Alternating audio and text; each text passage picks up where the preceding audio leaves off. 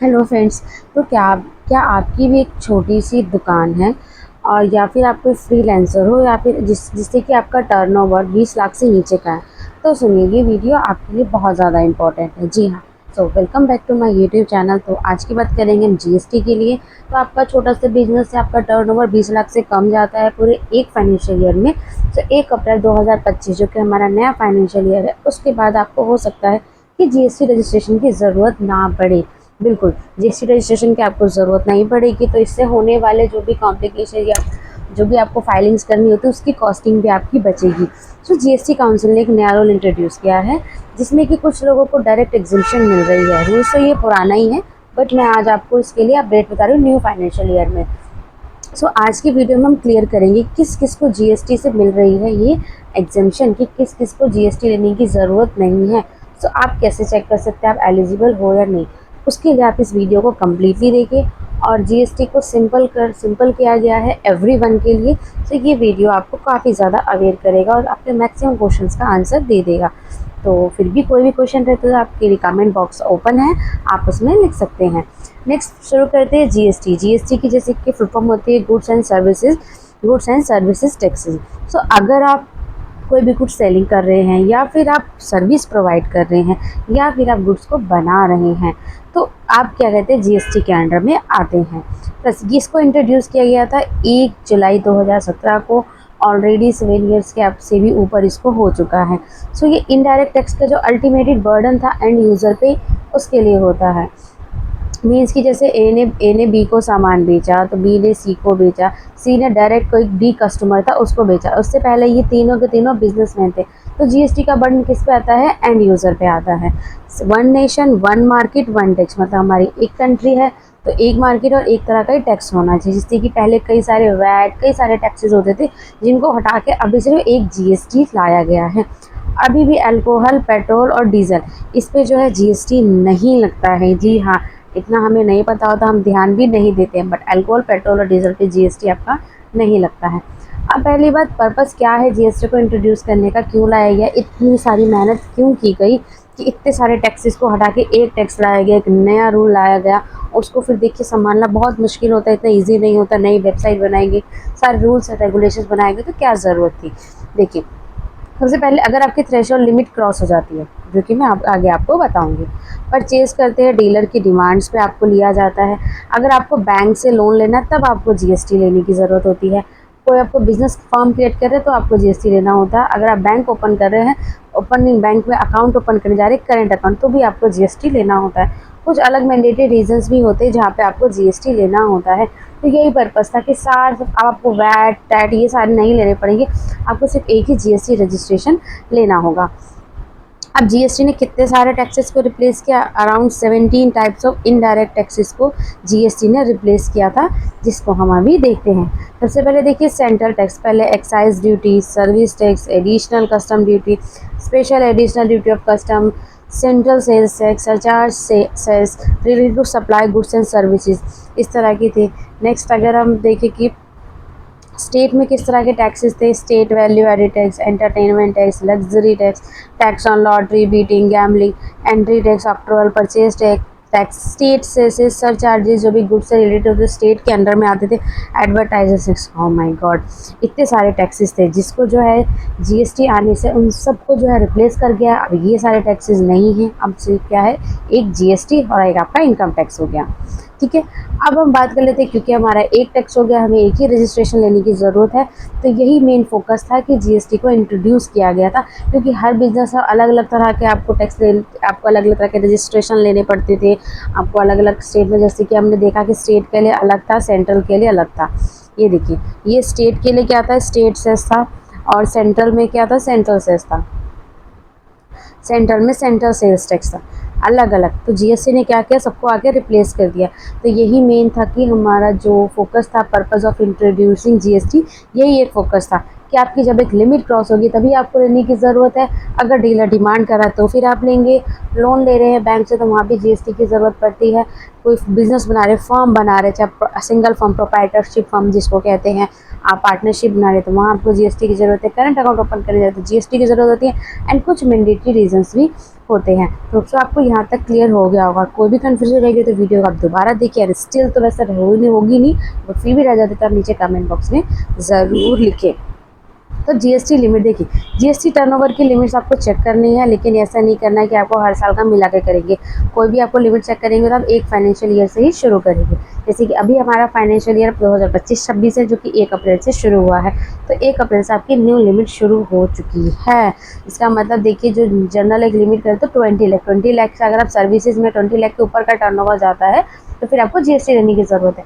अब 31 मार्च तक जो टर्नओवर गया, बेशक से वो 18 लाख गया, 2 लाख बच गया, तब आप सोचिए क्या इस साल एप्लीकेबल होगा? नहीं, वो 18 लाख वहीं रह जाता है। 1 अप्रैल से आपकी दोबारा 1 रुपीज़ से आपका जो जीएसटी लिमिट आपको मिल जाती है। तो कंपल्सरी देखिए जीएसटी रजिस्ट्रेशन देखिए डिपेंड होता है टर्नओवर पे। तो ये भी नहीं, सारे स्टेट्स के लिए सेम नहीं होते, क्योंकि हमारे जितने भी इंडिया में स्टेट्स और यूटीज़ हैं उनके लिए थोड़े अलग अलग रूल्स है। सब जगह एक जैसा वे ऑफ लिविंग नहीं है, लाइवलीहुड नहीं है, और सब सारे स्टेट की कंडीशन भी एक जैसी नहीं है। तो हर जगह अलग अलग लिमिट रखी गई है। लिमिट आपकी 2 चीज़ पे बेस्ड होती है, एक तो या फिर आप गुड्स करते हैं या फिर गुड्स एंड सर्विसेज करते हैं। हमारे जो 7 सिस्टर्स की तरफ जो स्टेट्स है आपका मणिपुर, मिजोरम, नागालैंड, त्रिपुरा, यहाँ पे आपकी 10-10 लाख की जो है लिमिट है, चाहे आप गुड्स करिए या फिर आप सर्विस करिए। उसके बाद साउथ की तरफ अरुणाचल प्रदेश आ जाता है, 7 सिस्टर की तरफ मेघालय, पौडुचेरी, साउथ की तरफ तेलंगाना, नॉर्थ में उत्तराखंड एंड साउथ में सिक्किम। इनके लिए क्या है 20-20 लाख सी गई है। इसके अलावा जितने भी हमारे यूटीज़ है, यूटीज़ में सबसे पहले देखिए दिल्ली हमारा यूटीज़ आ जाता है, पंजाब हमारा यूटीज़ आ जाता है, और कई सारे हमारे स्टेट बच गए, एमपी बच गया, हरियाणा बच गया, यूपी बच गया। इस तरह के जो भी स्टेट्स हैं वहाँ पे अगर आप गुड्स में डीलिंग कर रहे हैं तो आपका 40 लाख रुपीज़ का टर्नओवर अगर आपका 40 लाख से ऊपर चला जाता है तो फिर आपको जीएसटी देना मैंडेटरी होता है। और अगर आप किसी सर्विस में हैं तो 20 लाख का अगर आपका टर्नओवर होता है तो आपको उस केस में जो है जीएसटी लेना मैंडेटरी होता है। अब देखिए कंडीशन क्या है जीएसटी को मैंडेटरी लेने के लिए। सबसे पहले inter state supply of goods. अब inter state supply of goods का मतलब क्या है? सपोज़ कि आप दिल्ली में रहते हैं और आपको सेल करना है यूपी में, ठीक है, तो ये क्या होगा? ये आपकी इंटर स्टेट सप्लाई हो गई। जैसे कि सपोज़ आपको दिल्ली में है और आपको दूसरे स्टेट में सप्लाई करना है तो आपकी होगी इंटर स्टेट। तो उसमें क्या होता है आपका आईजीएसटी लगता है, तब वहाँ पे आपको जीएसटी लेना पड़ेगा दूसरे स्टेट में अगर आप गुड्स की आपको सप्लाई करनी है तो। उसके बाद सप्लाई कई बार जो है जीएसटी की मैंडेटरी नहीं भी होती है। और अगर आपके ऊपर आरसीएम एप्लीकेबल होता है, रिजर्व चार्ज ऑफ मैकेनिज्म, तो वहाँ पे भी क्या है आपको जीएसटी की ज़रूरत पड़ती है। कैजुअल टैक्सेबल पर्सन का मतलब क्या होता है कि आपको एक स्टेट से किसी दूसरे स्टेट में जस्ट आप फेयर के लिए जा रहे हैं, 20 डेज़ 25 डेज़ का आपका फेयर लगना है, वहाँ पे आपको चीज़ें सेल परचेज करनी है, तो आपका ऐसे कैजुअल में आते हैं तो वहाँ पे आपका जीएसटी की ज़रूरत पड़ती है। ई कॉमर्स प्लेटफॉर्म में देखिए ज़रूरी नहीं है आपको कितना भी सेल हो, कितनी भी टर्नओवर जाए। सपोज आपका फर्स्ट ईयर में 2 लाख 5 लाख का टर्नओवर जाता है, बट स्टिल आपको वहाँ पे जीएसटी लेना होता है, चाहे आप खुद की वेबसाइट से सेल करें या फिर आप जो भी आपके अमेजोन, फ्लिपकार्ट, मीशो, मिंत्रा, ये जो आपके वेबसाइट्स होते हैं शॉपिंग के, चाहे आप इस पे से अपना प्रोडक्ट को सेल करें।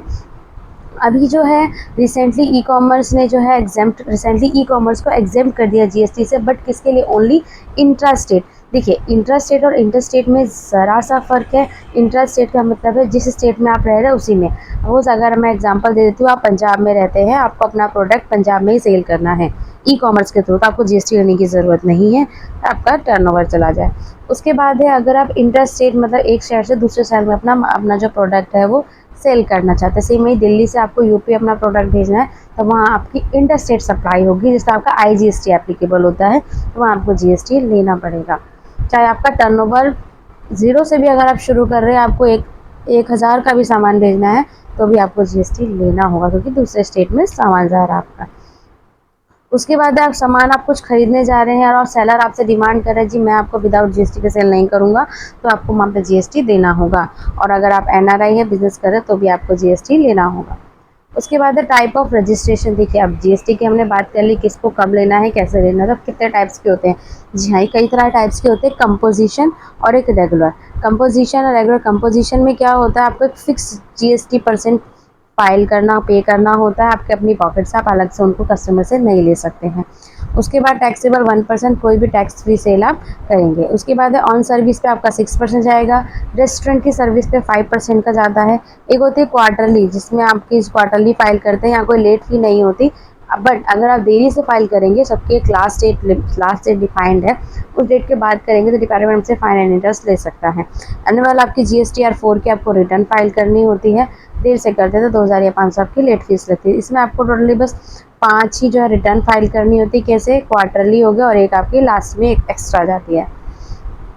उसके बाद अगर हम रेगुलर GST की बात करें तो देखिए, टैक्स के अकॉर्डिंग गुड्स एंड सर्विसेज के अकॉर्डिंग जो रेट डिसाइडेड है, 0 हो गया। 0 में तो खैर कोई टैक्स लगेगा नहीं, आपका 3, 5, 18 और 28 ये आपके परसेंटेज होते हैं रेगुलर में, इसके अकॉर्डिंग आपको फाइल करना होता है। यहाँ पे डिपेंड आप उसको क्वार्टरली फाइल करेंगे या फिर मंथली फाइल करेंगे। क्वार्टरली मतलब हर तीसरे महीने में आपको जो है क्वार्टर लगता है, एक साल में 4 क्वार्टर होते हैं, और अगर मंथली फाइल करते हो तो एवरी मंथ आपको फाइल करना होगा।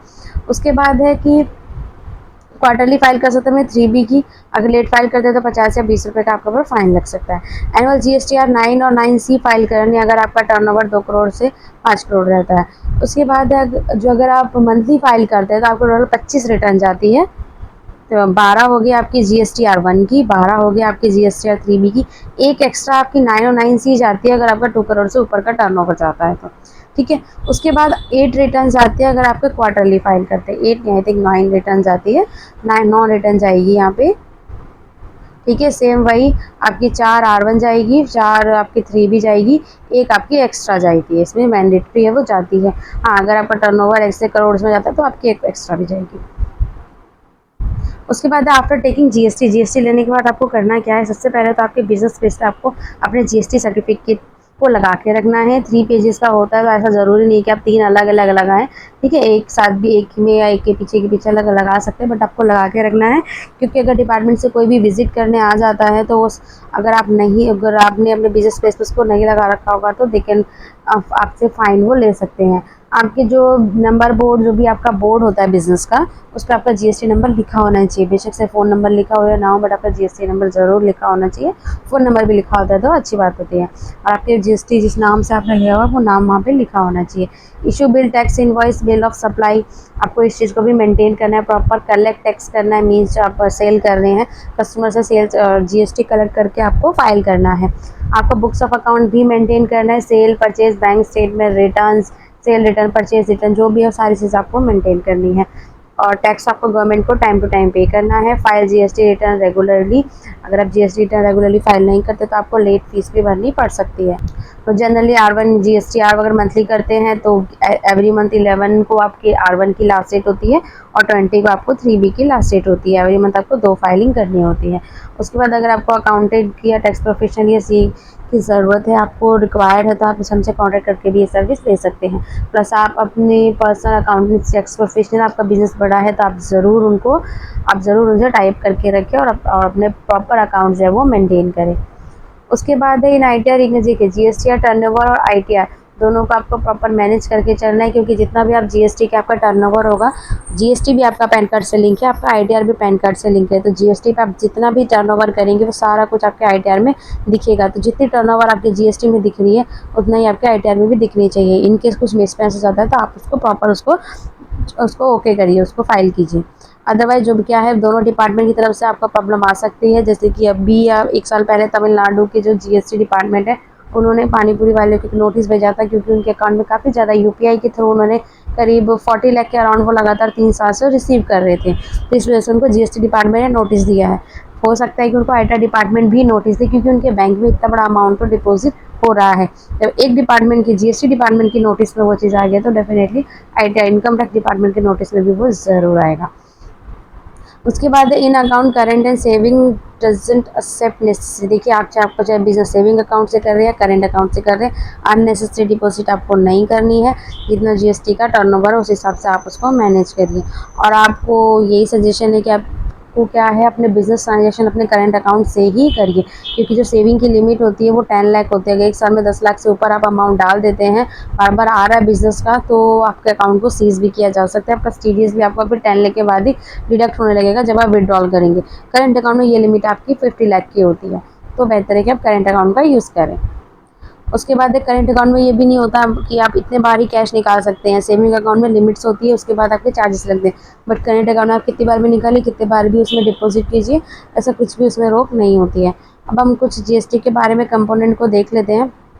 ठीक है, GST will depend on state of buyer seller, seller और बायर दोनों पे डिपेंड होता है।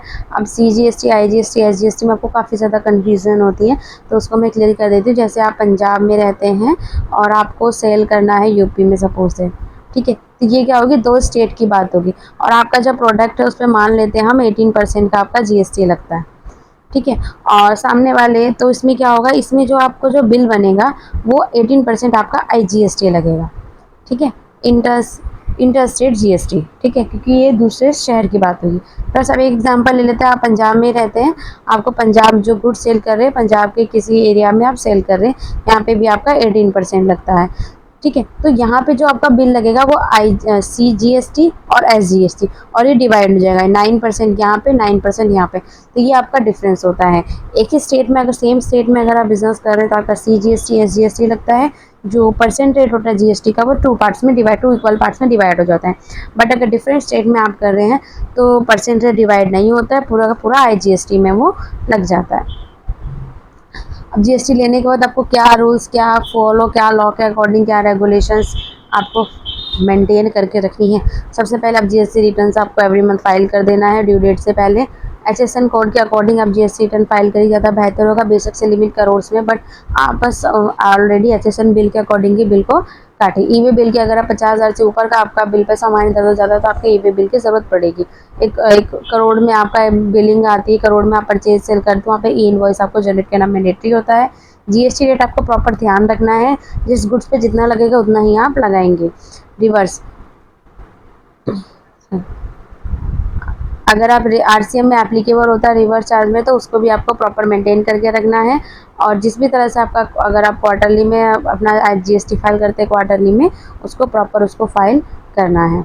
उसके बाद है पेनल्टी, अगर आप जीएसटी रजिस्टर नहीं लेते हैं तो सपोज दैट आपको जीएसटी रजिस्ट्रेशन लेना मैंडेटरी हो गया है, क्योंकि आपकी टर्नओवर इतनी ज़्यादा हाई हो चुकी है, फिर भी आप नहीं लेते तो आपको 10% टैक्स या फिर मिनिमम 10,000 का टैक्स, तो 10,000 की पेनल्टी तो आपके ऊपर लगनी ही है।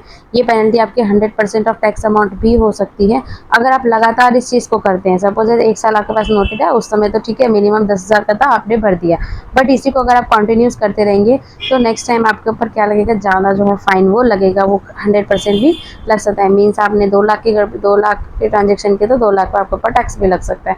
सो बी केयरफुल, इस चीज़ का आपको ध्यान रखना है।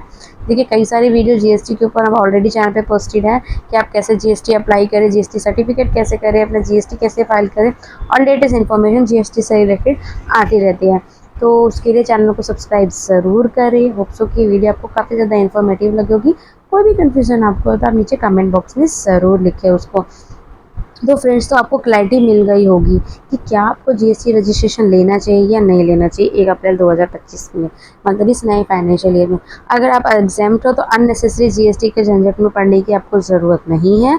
आप बिना मतलब के जीएसटी मत लीजिए, और उसके जो ट्रांजेक्शन जो भी कंप्लाइंसेस होते हैं फिर आपको करने की ज़रूरत भी नहीं पड़ेगी। सो वीडियो पसंद आया तो इसको लाइक करें, कमेंट में बताएं कि आपको किस कैटेगरी में आपका बिजनेस आता है, और चैनल को सब्सक्राइब ज़रूर करें, और जीएसटी और इनकम टैक्स के लेटेस्ट अपडेट के लिए हमें ज़रूर फॉलो करें। So thanks for watching this video.